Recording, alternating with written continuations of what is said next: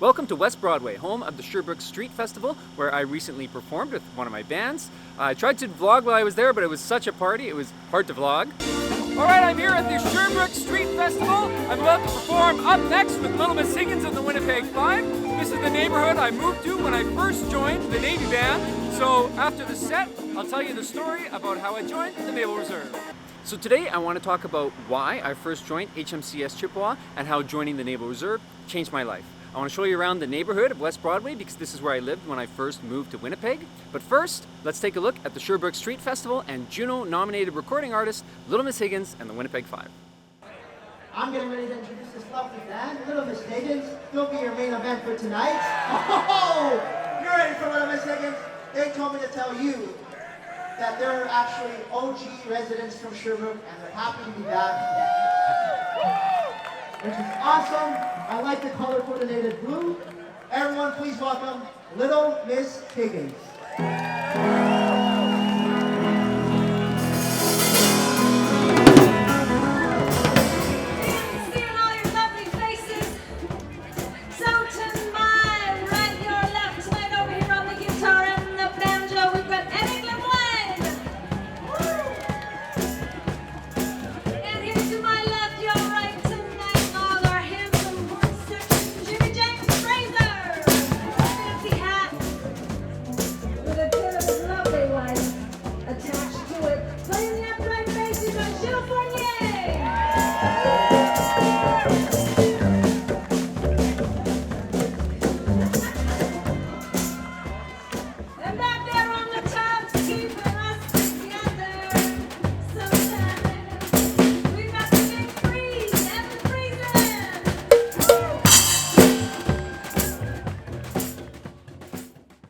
To begin the story of my career in the Naval Reserve, we've got to start with high school band. Actually, before that, I'd say middle school band. My band director was Greg Edwards, who recently won a national award for Outstanding Jazz Director in Canada. So I literally had one of the best experiences that you could have in band in Canada. I had a great director starting off, so I had a real passion for music and had a real good start. Moving on from that, I went to Silver Heights Collegiate, which doesn't exist anymore, but I had Kathy Byrne and Blaine Workman as the jazz directors there, or band directors there. Also had a fantastic experience. We went to Cuba for our high school band trip, so can't get much better than that. And that's kind of where the story starts, because there was a parent of one of the other students in the band class who played trombone. His dad, Tony Woodley, would come to the band concerts in high school band, and I was lead trumpet in the jazz band, played the high notes, played all the solos. I really loved it, and he would sometimes talk to me after concerts, sometimes in the parking lot on the way out of the high school, saying, "Oh, great show there, James, you should really come and audition for the Navy Band. Come check out the Navy Band." At the time, I didn't think much of it. I was not super interested in the military. It wasn't really something I was thinking about in my career path, but he mentioned it a few times, and it stuck with me. When I graduated high school, I was accepted into University of Manitoba with a scholarship for engineering, so I wasn't going into music, I was going into engineering, and I'd been playing trumpet every day almost since I was 12 years old, so it was kind of hard to think about sitting in a closet and not playing trumpet anymore. So I thought, maybe that guy in the parking lot wasn't so crazy. Let's go check out this HMCS Chippewa. Also, my mom did kind of a Naval Reserve cadet camp or something like that in the summer when she was a teenager, and so she had good things to say about it and she was supportive. So I thought, what, I took my trumpet and I went downtown and I thought, let's go check out HMCS Chippewa. I still distinctly remember walking up to Chippewa and feeling pretty intimidated, being downtown. I grew up outside the city and people were walking in military uniforms. I was kind of second guessing myself a little bit. I mean, there was internet and Facebook back then, but not really the same as now, so I hadn't really done a lot of research online. I didn't have a lot of information about it. I was just checking it out and feeling a little bit intimidated.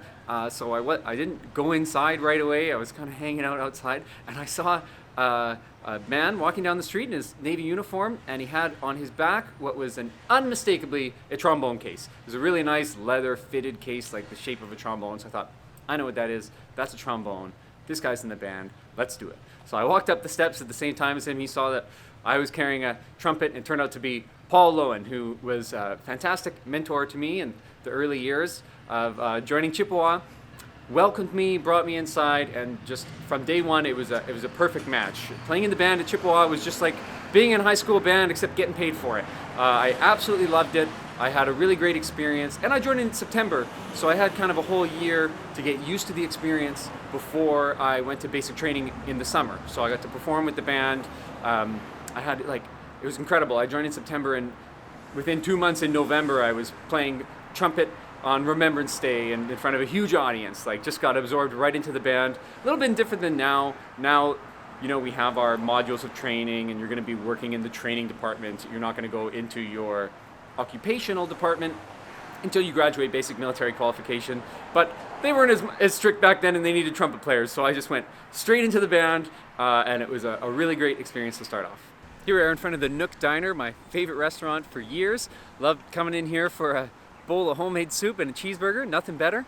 The next step in the story is how I ended up moving from Headingley, Manitoba into Winnipeg, and why I ended up in West Broadway. So the drummer of the Navy band, HMCS Chippewa, was Yvan Larocque, who's still a member of the band, Petty Officer First Class Larocque, and he lived with Patrick Alexander Leclerc, who is the lead singer for the F-Holes and Bad Country, and was a huge influence on my entire musical career getting everything started. So they were roommates, and Yvan would invite me after work at HMCS Chippewa to come over to his place for a jam session. So it all started with after work jam sessions at Yvan and Patrick's house, meeting Patrick and the rest of the band, who were a few years older. I was 19 years old, and they were kind of early mid-20s, and we became fast friends, and they invited me to perform with them and become a member of their band. So that was a real privilege for me to kind of skip a couple years of cutting your teeth to joining with these guys who were already playing in bars and had already done it. So I was very, very lucky to meet them and to be pulled into the fold with them in their musical career and their musical journey. And it was a wonderful experience for me. I learned so much. And so surprisingly enough, my career as a professional musician, working in the arts, started off by joining the military. So not what you'd expect, but it sure worked out well. This is the street we lived on, Furby Avenue, and I'm just going to walk by here so I'm not too much of a weirdo vlogging in front of the house I used to live in for many years, the formative years of my musical career. Right here, the pink one on the side. There we go. Spent a lot of time sitting on that patio. It was just a wonderful experience. I learned so much, and you know, there's 3 of us living in the house, Patrick and TJ and me, and rent was cheap. It was about $1,000 a month divided by 3, so I had about $330 of rent to figure out, paying tuition while going to the University of Manitoba and studying engineering, and working part-time at Chippewa, doing our band rehearsals in the evenings, gigs on the weekend, and I really took advantage in those early years of the summer employment. So of course I did basic training in 2006, and then I did my musician training in Borden, Ontario at the Canadian Armed Forces School of Music. And I had a great experience. I learned a lot, and it really propelled my career as a musician to be getting paid to get professional training as a musician. I improved a lot on trumpet, and I just had a really, really great start to my musical career. This is the back alley. That's the house I used to live in. And right here, if we turn around, that graffiti wall right there is the bar we used to play in where we were the house band. So right across the way, it was a bit of a recipe for success or a recipe for disaster, however you want to look at it. But definitely, I had a lot of formative years learning to play music, to perform in front of an audience. On a weekly basis, we were the house band. There was open mic nights. I sat in with the blues band who played on Wednesdays sometimes. I probably played here 3 or 4 times per week at the height of our involvement. And if you look at the neighbor's house, right over there, they owned the bar. So it was wild. We had a lot of good times. It was a great experience living and working in this neighborhood. I learned a lot, and I have a lot of great memories. Cut through this path many times in my life. So let's go out front and take a look here, because the bar has changed hands many times. When I first started playing here, it was called Hooligans, and then it became the Standard, which was my favorite. That's when the neighbor was the owner. And then it was the Rose and Bee, and now it's called the Handsome Daughter. So we performed there for many years, survived through 3 or 4 bar owners changing. So here it was Joe's Garage is what it was called. I think that it changed over to Hooligans before we played our first gig, but you can see he's got the garage door here. There's the sign. There we go. So we had a lot of great times at this place. Amazing experiences performing first as the F-Holes and then as Bad Country. Learned a lot.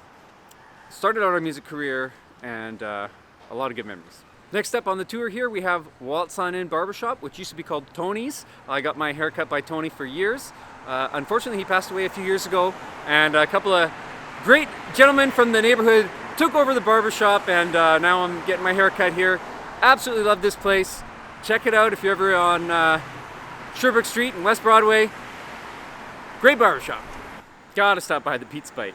I can't believe this place is still here. Survived off this place sometimes. I distinctly remember like searching for change between the couch cushions so we could get a slice of pizza when we were hungry. You know, living on your own, paying rent, paying tuition, making a living as a musician wasn't always the easiest. So sometimes money was a little tight. Definitely appreciated the Pizza Bite. Just so many great spots in this neighborhood. Too many to tell you, but just to get back to kind of the Navy career a little bit. So when I got started, I joined in 2005. I did basic training in the summer of 2006, and the summer of 2007, Winnipeg was the host of the National Band of the Naval Reserve. So the National Band of the Naval Reserve is kind of the main summer employment contract for naval reservists. There's 5 Naval Reserve bands in Canada, one at HMCS Tecumseh and Calgary, one here in Winnipeg, HMCS Chippewa, and then we've got HMCS Star in Hamilton, HMCS York in Toronto, and HMCS Montcalm in Quebec City are the 5 Naval Reserve bands. So members from each of these bands will get together in the summer. Sorry to interrupt here, just got to say, like, love this Salvation Army thrift store. Lot of good clothing finds here back in the day. All the cowboy boots, leather jackets, that's where it comes from. Anyway, so Winnipeg was hosting, so it was my first experience with the National Band of the Naval Reserve, and it was in my hometown, so I had a lot of advantages. Plus, by this time, I've been playing shows in Winnipeg with my band, the F-Holes, playing small music festivals, bars, and music venues around town. So I kind of knew quite a bit about, or at least I thought I did at the time, I had a bit of an ego, but knew a little bit about the music scene. So this put me in a really good position to help out the National Band in a way that was far above what the responsibilities of my rank at the time, which was able seaman, which is equivalent to sailor second class now, because I lived here and I did advanced recce's of the different music venues and festival sites that the Naval Reserve, the National Band of the Naval Reserve was playing. So I would go, you know, before the rest of the band got here for the summer contract in kind of April, May, and check out all the different music venues. I figured out where we're going to park the bus, make sure that we had everything set up for all of our equipment, you know, all this, the finer details of making sure that everything was ready at the performance site. So I took a lot of pride in this, and I did a really good job. I knew where we were going to plug in the extension cords for the speakers if you're doing like an outdoor show. So I remember very specifically, you know, being a junior member, a lower rank, being called into the office with the director of music and the chief, the coxswain of the National Band, saying, "Oh, our Able Seaman Fraser, what's the plan for today? Where are we parking the bus? Where are we doing this?" And I give him kind of the lowdown. I had a gig sheet where I had all the details that I collected from my recce. I give him the information, and then the chief would come out and tell the rest of the band everything that I just told him. So I definitely felt like I had quite a position of responsibility. I took great pride in that. It definitely accelerated my career, and I knew very early on in my career with the Naval Reserve that this was the place for me. It was going really well, and I had a fantastic summer with the National Band of the Naval Reserve. Back at the local food fair where I used to do all my grocery shopping, great story that ties in with this is one of the things we used to do as a tradition, as a household full of musicians, is when there was a holiday, like Thanksgiving for example, where there was traveling musicians who were performing at music venues in Winnipeg, so they were away from their families. If we were home, we didn't do it every year, but when we could, we would host traveling musician holiday dinners. So we would have like Thanksgiving dinner at our house and invite any musicians playing at the local music venues that we used to play at, so they could have a place to have a home cooked meal while they were traveling on tour over a holiday. So one that really sticks out in my mind is Washboard Hank from Peterborough, Ontario. Fantastic performer, look him up. He was on tour playing at one of the music venues in town, probably Times Change High and Lonesome Club.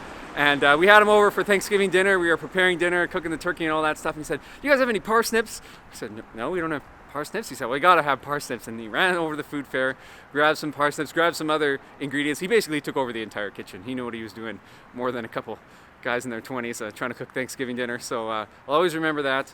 I love this food fair. We would get fresh turkey here, not frozen, whole turkey. Love the food fair, love this neighborhood. Let's move on with the tour. back to the beginning here, I'm going to finish it off. So moving on from 2007, for the first few years of my career, I definitely took advantage of summer employment with the Naval Reserve. I would say I was your typical Naval Reservist in that demographic, where I was attending university full-time, and then I was doing Naval Reserve contracts in the summer, first couple of years being the music school and or the National Band of the Naval Reserve. As my career as a professional musician progressed, the bands were starting to find some success. I then went on tour with the band. So we were touring coast to coast across Canada, and I didn't have time to do any summer contracts with the Naval Reserve. And that's okay, because any full-time employment with the Naval Reserve is voluntary. So I continued to do evenings and weekends throughout the school year, and I just focused on my civilian job over the summer. And I did that for about 10 years until I took a few extra years, but I eventually graduated university.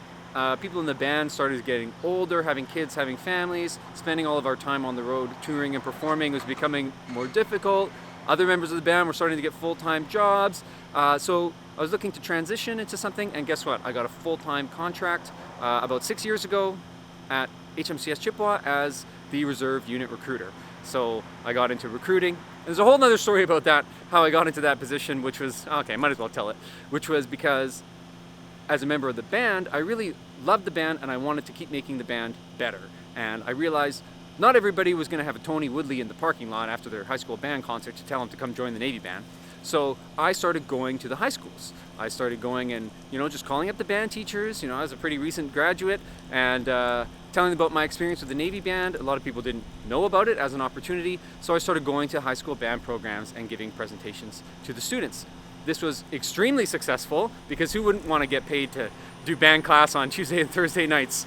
This was very successful and went very well. Actually, during that kind of push was when I recruited and hired many of the members who are still like the solid members keeping the band afloat these days. In fact, the director of music, Lieutenant Everett Forstensky, who's now the director of music, I recruited back in those days in that high school band visit program. I kind of started myself. So anyway, this is my history of being really successful in recruiting, specifically for the band, and that's kind of what landed me the job as the unit recruiter. So I've been working full-time at Chippewa for just over 6 years now. I've transitioned through a bunch of different roles. I started just as the recruiter, then I took over doing all their social media, which I still do. I did a stint as the unit harassment advisor, dealing with complaints of harassment and everything in that field. I've done a whole bunch of different things. I'm also now the Western Region Digital Media Content Advisor, helping other units in Western Canada with their social media and other public affairs.